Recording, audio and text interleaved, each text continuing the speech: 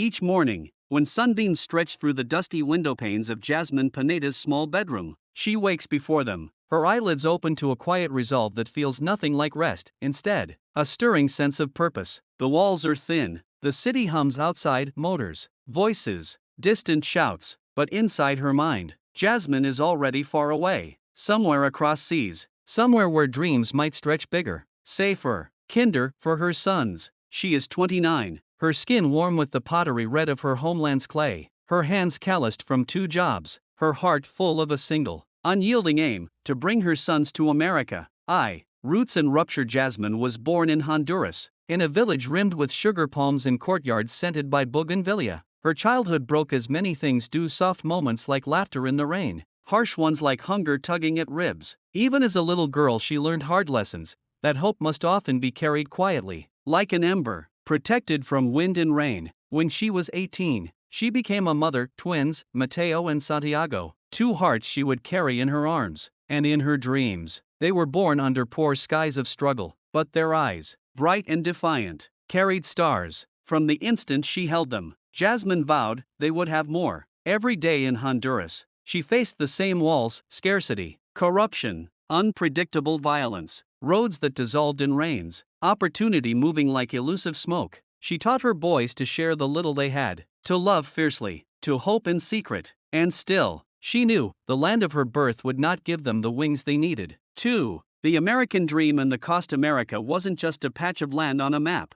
For Jasmine, it was a mosaic: safety, education, possibility. It was the idea that one day, her boys would not be scavenging for scraps, that they would learn in clean classrooms, walk under streetlights that work, get medical attention that doesn't require months of waiting. But dreams cost. For Jasmine, the cost was measured in sacrifice, time, separation, risk. It meant leaving behind her mother's arms, leaving behind the soil she knew, the childhood friends, the tiny house consumed by the warm lull of cicadas at dusk. It meant working 2 jobs, sometimes 3, sending every extra lempira she could scrape together toward travel, papers, bribes, smugglers, legal fees. She learned English in scraps, a radio show here, a friend of a friend's cousin there. She memorized forms and applied to programs, collected documents, tracked timelines. Each no became a stepping stone, each delay, a test of her resolve. 3. The journey, hope beyond borders. The plan was never simple. First, securing passports and birth certificates for the boys. Then, trying for legal paths, visas, asylum claims, petitions. But bureaucracy moves slowly, corruption and delays complicate everything. Jasmine realized, sometimes the border looks less like a line, more like an ocean of obstacles. She petitioned family sponsorship. She reached out to NGOs. She gathered witnesses, proof, testimonies of threats back home. She whispered prayers. She saved every possible cent, slept little, ate less, worked even when her bones ached. Her elder sister had already crossed. She sent postcards, told stories of warmth in winter, of school books, of clean water. Jasmine believed she could reach that. But dangers followed: smugglers who demanded payment with no guarantee, the desert's merciless stretch, the risk of detention. Still, in all the fear, there was hope. There were nights when her arms ached for her sons, but she'd lie awake imagining them walking into a classroom, speaking English, running across lawns safe from bullets, dreaming again and again, as one can only when safety is finally promised. 4. #FB Lifestyle, sharing, struggle, solidarity. On Facebook,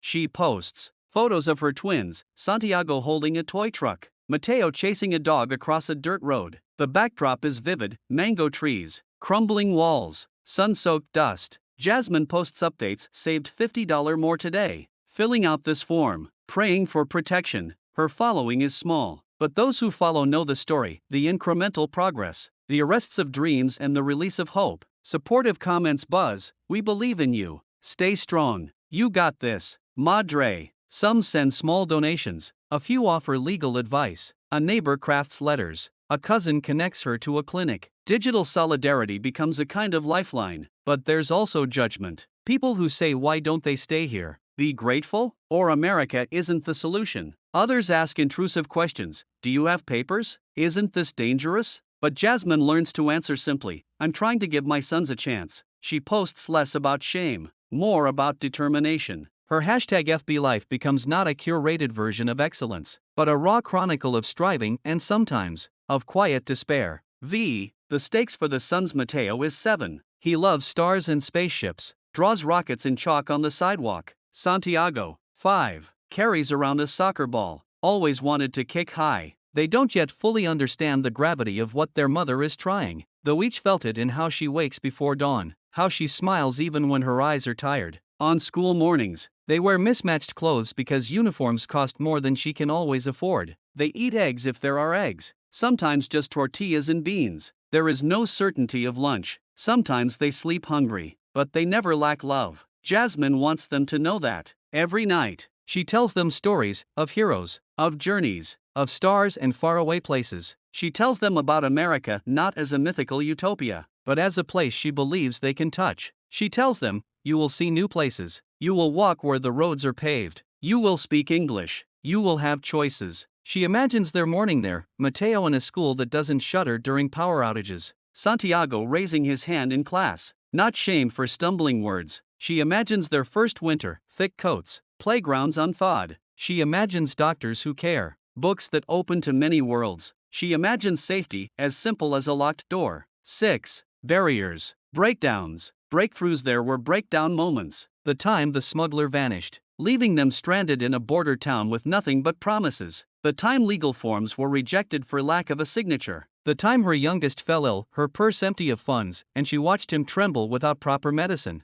The nights the twins cried, wondering why father wasn't home. He had gone ahead, and mother is always busy. Still, breakthroughs happen. A pro bono lawyer agrees to take her case. A kind social worker connects her to housing assistance. A church group sends a care package. Sometimes her posts catch fire. A video of her twins singing Let It Go in broken English goes viral among immigrant rights pages. Donations trickle. She uses them for papers, for a few nights in safe lodging, for travel closer to the border. She remembers the day she first held official documents, birth certificates, visas, proof that America might be not just dream but possibility. She cried when they were passed to her, trembling, filled with joy and grief, because they are a key but not yet entry.